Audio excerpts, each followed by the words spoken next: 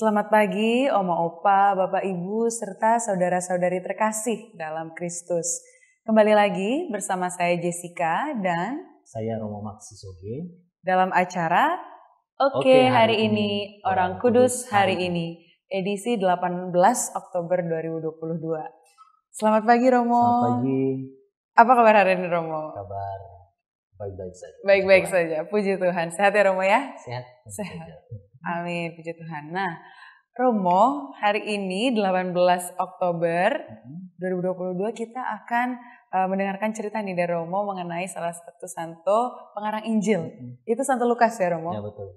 Dan ini saya sebenarnya masih banyak belum mendengar kisah lebih dalamnya nih mengenai Santo Lukas pengarang Injil ini, dan berharap banyak dari Romo untuk diceritakan kepada kita semua di sini bagaimana dari awal sampai beliau ini bisa menjadi seorang pengarang Injil. Mungkin bisa langsung diceritakan Romo. Oke, baik. Jadi seperti yang tadi sudah disampaikan, hari ini 18 Oktober gereja merayakan peringatan atau pesta Santo Lukas pengarang Injil. Kalau kita omong tentang Santo Lukas, berarti itu satu dari 4 Injil yang ada, dan dia menduduki posisi sebagai Injil yang ketiga. Setelah Matius, Markus, Lukas, dan yang terakhir Yohanes.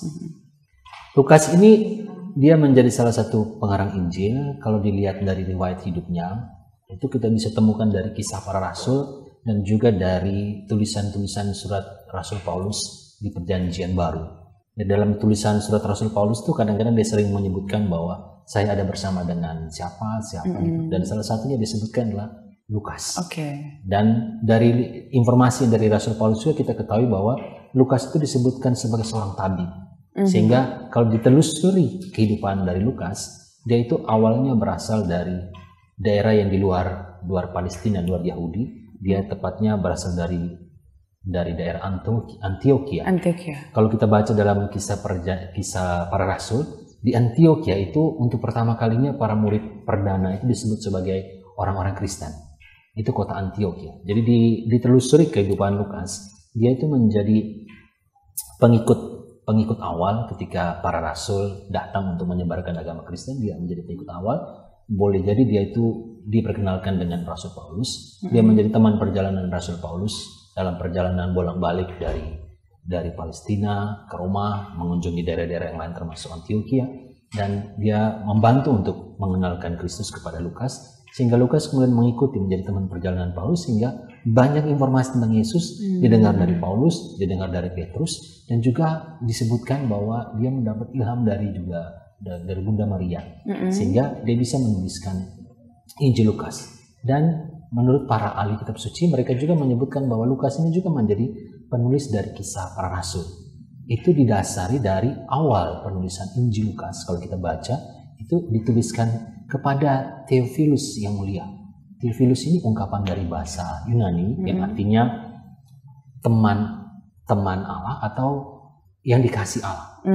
Itu juga sama pada awal tulisan kisah para rasul. Itu juga disampaikan kepada Theophilus. Sehingga dengan menuliskan awal ini kepada Theophilus, para ahli membuat semacam tafsiran bahwa penulis dua kitab ini sama.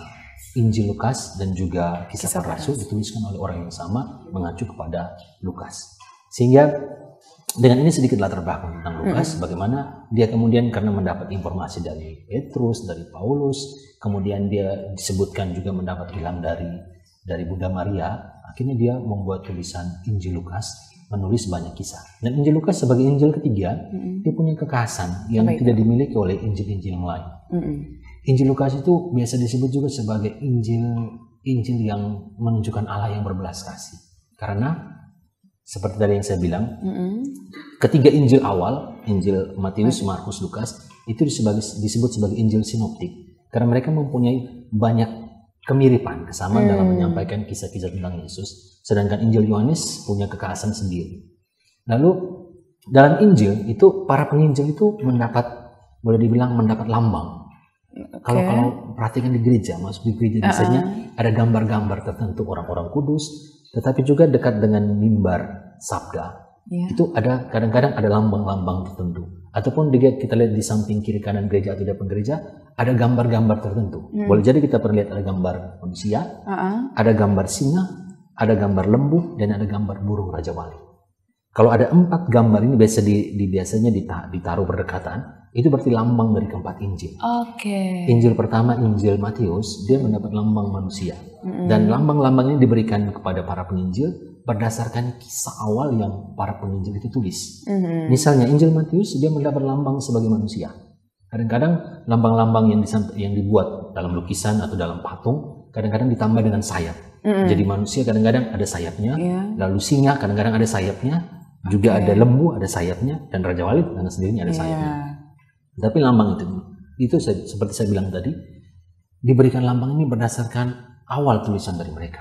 Katakanlah Injil Matius mengawali tulisannya dengan silsilah Yesus Kristus. Itu disebutkan nama-nama dari ini terus kan. Jadi ngomong tentang manusia. Makanya Injil Matius dilambangkan dengan manusia.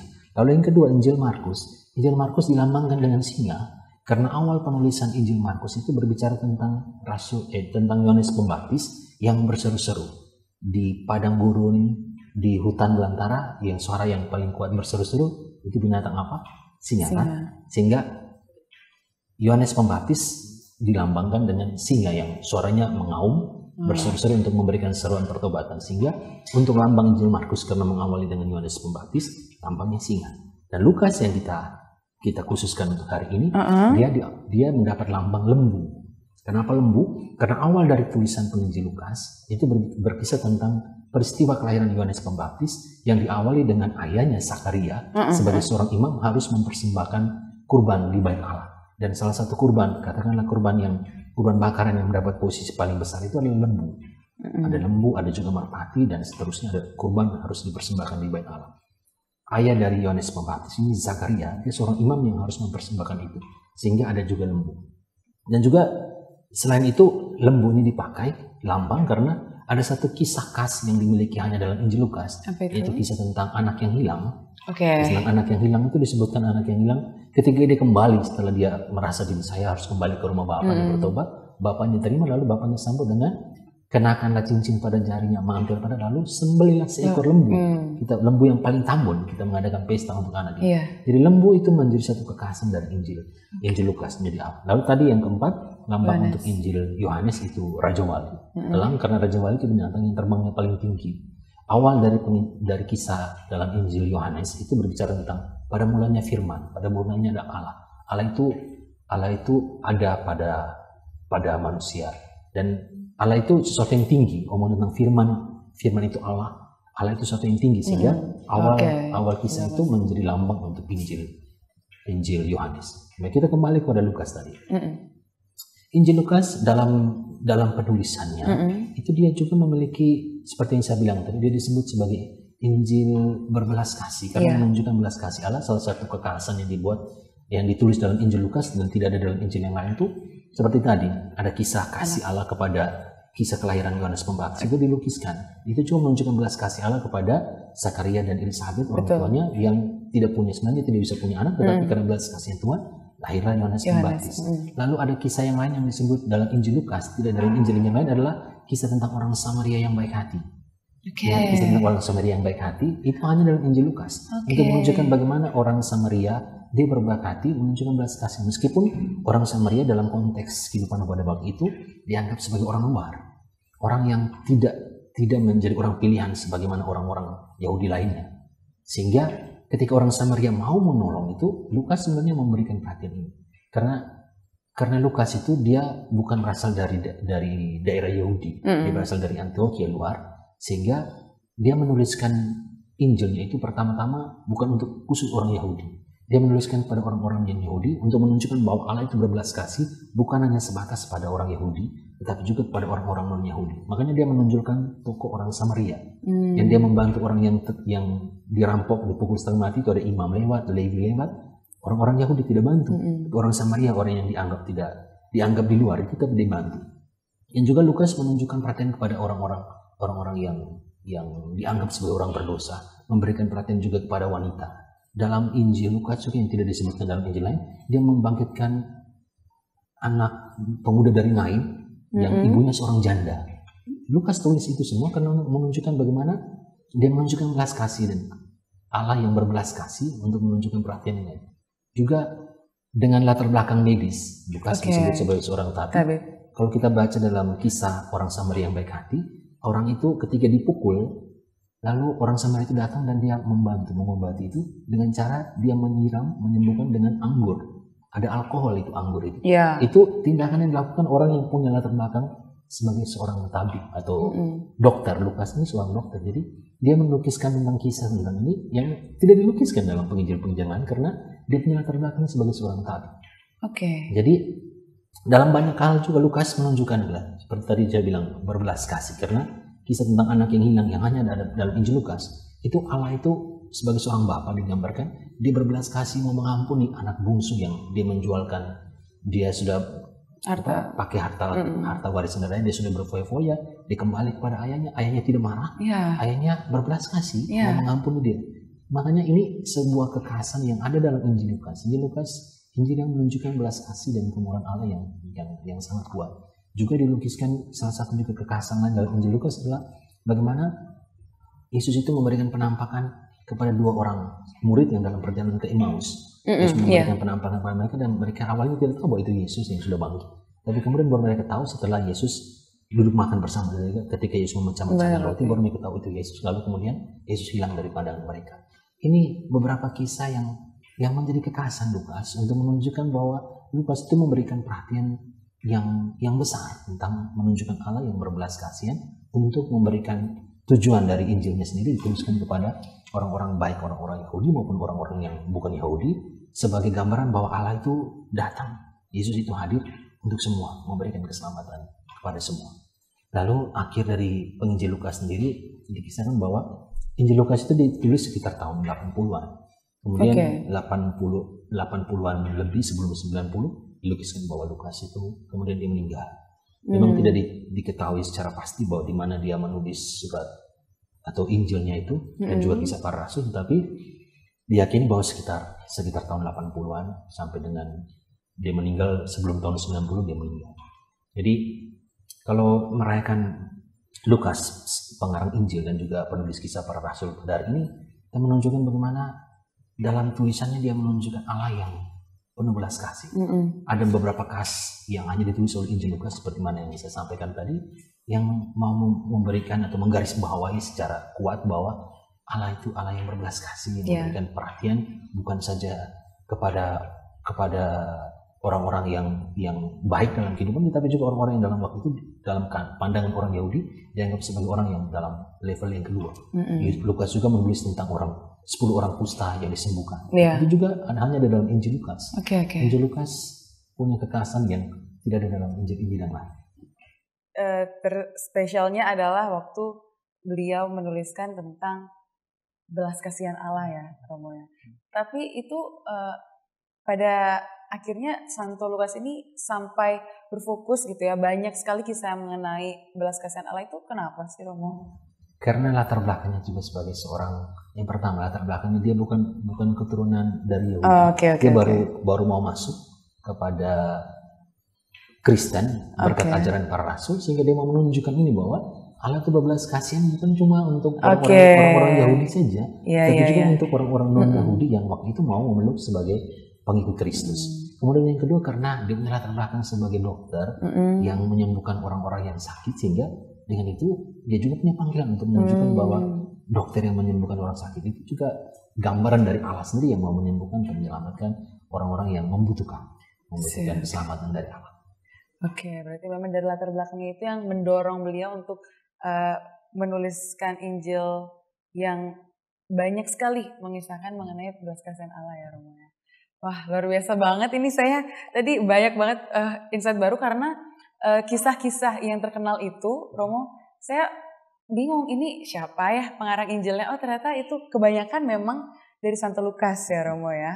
Apalagi jadi memang Injil itu punya kekhasan. Injil Matius punya kekhasan, Injil Markus punya kekhasan, Injil Lukas punya kekhasan, Injil Yohanes juga punya kekhasan yang kalau kita baca, kita istilahnya kita pelajari, ya itu kita bisa temukan. Kita bisa temukan kekhasan yang dimiliki oleh para penginjil.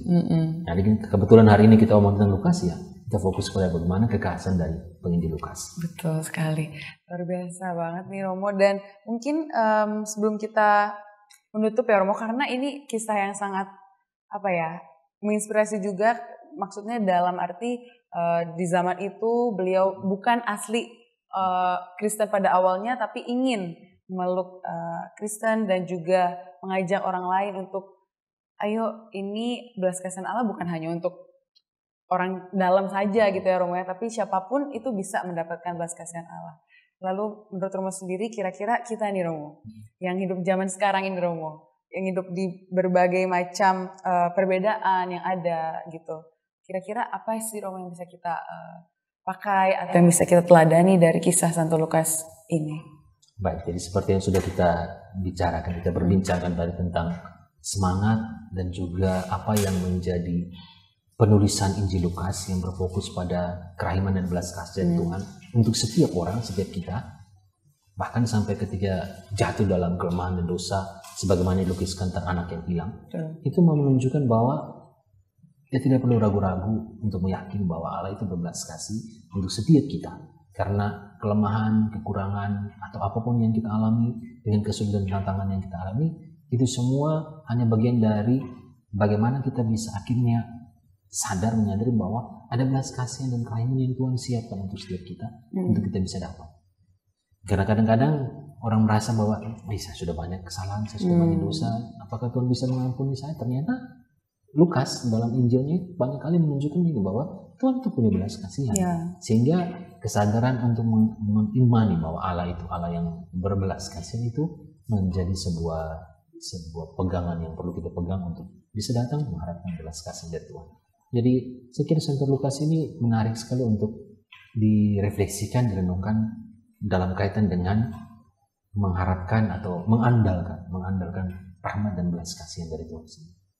Luar biasa Romo, dan ini juga menjadi pengingat bagi saya juga, dan semoga pemirsa Oke Hari ini juga bisa mendapatkan makna dari kisah Santo Lukas ini, bahwa kita pun harus tetap untuk mengandalkan rahmat belas kasih Allah dari apapun yang telah kita lakukan ya Romo ya, di zaman ini, di era yang luar biasa berubah terus ya Romo ya. Terima kasih banyak Romo Maksi untuk kebersamaannya dan kisah dari Santo Lukas yang luar biasa menginspirasi saya juga, dan semoga menginspirasi para pemirsa Oke Hari ini, Oma Opa, Bapak Ibu, Saudara-saudari. Dan sebelum menutup Romo, mungkin Romo bisa memimpin doa, silakan. Marilah kita berdoa. Dalam nama Bapa dan Putra dan Roh Kudus. Amin. Tuhan Allah Bapa yang Maha Murah, Maha Belas Kasih, kami mengimani dan meyakini bahwa Engkau adalah Bapa Allah yang penuh rahmat belas kasihan untuk kami semua. Hari ini kami boleh merenungkan Santo Lukas pengarang Injil, yang dalam penulisan Injilnya banyak kali dan sering untuk menunjukkan belas kasihan-Mu yang begitu besar kepada setiap orang yang membutuhkannya. Kami senantiasa mengharapkan belas kasih, kerahiman, dan pengampunan sebagai Bapa untuk kami, agar dalam kehidupan ini seturut teladan dan semangat yang ditunjukkan oleh Rasul dan pengarang Injil Lukas, kami juga bisa menunjukkan keteladanan hidup yang baik dan juga mengandalkan kerahiman belas kasihan Tuhan, agar kami bisa menjalani kehidupan sebagai anak-anak yang baik, putra-putri Allah yang baik, dan juga sebagai orang-orang yang benar untuk menjalani kehidupan kami, mengandalkan belas kasih-Mu dalam setiap kesulitan, tantangan, dan persoalan hidup yang kami hadapi masing-masing.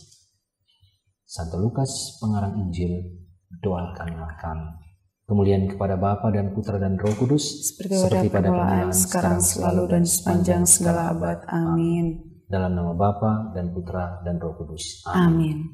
Terima kasih banyak Romo Maksi untuk kebersamaannya pada hari ini, dan Oma Opa, Bapak Ibu, serta saudara-saudara yang terkasih dalam Kristus. Demikianlah kebersamaan kita dalam acara Oke Hari Ini, Orang Kudus Hari Ini. Sampai berjumpa di kesempatan berikutnya. Oke Hari Ini.